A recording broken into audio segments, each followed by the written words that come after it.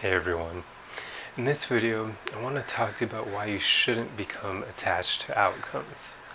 So we've all been there where, say, you're on a job interview and you really want to get the job, so then if you end up getting a rejection letter, you feel devastated and you lose your happiness.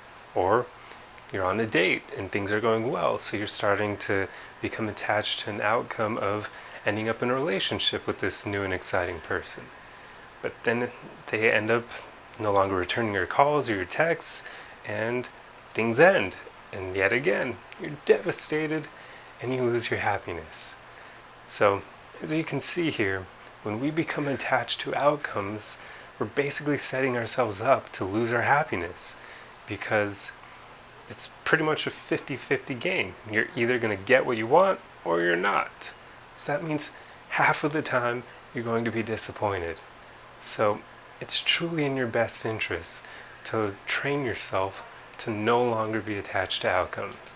And in this video, I'll share a few tips with you that I hope will help you develop the mentality to do just that. So one of the first things that I learned to do to help combat this is pretty much just accepting the fact that half of the time you're not going to get what you want. It's just a fact of life, and it's okay. It's not a bad thing. That's the way things work. You either get what you want or you don't. So you have to be okay with not getting the things that you desire.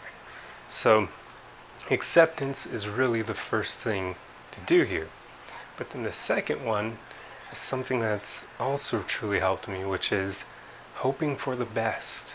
Now that doesn't mean becoming attached to a good outcome. It just means you hope that things will play out in a way that is good. So one of the ways I like to practice this is, say I'm going on a date with a beautiful woman and I'm very excited to see whether or not she and I are going to click personality-wise. So I'll accept in the back of my mind that there are good odds that things aren't going to play out and we may not be compatible. So I know that before I go into it, so that I'm not going to be devastated if that ends up happening. But beyond that, I'm going to hope for the best. I'm going to go in with the intentions of having fun and just enjoying myself and making it time well spent. See, that's one of the main things that you want to start thinking of. Just basically go in with the intention of enjoying yourself. As long as the time is well spent and not wasted, then you didn't really lose. Even if you don't get the outcome you desired, at least it wasn't wasted time. You got something of value out of it, be it growth or a good experience, whatever it may be.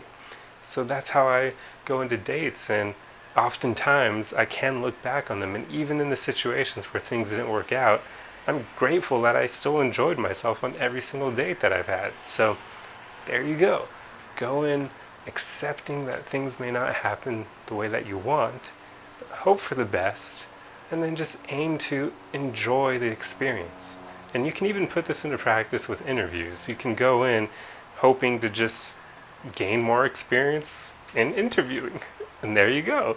As long as you show up and you present your best self to the interviewers, you've done just that. You've gained more experience in interviewing.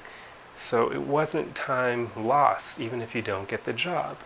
So this is how you want to go about it. Just pretty much accept what happens, hope for the best, aim to make it time well spent, and then just find that silver lining in whatever happened. And sometimes, most of the time, it'll be the growth you get out of it. Just the experience you gain in doing whatever it was, even if things didn't play out the way that you hoped. Anyway, I hope this video helped you, and I'll see you guys in the next one. Arrivederci!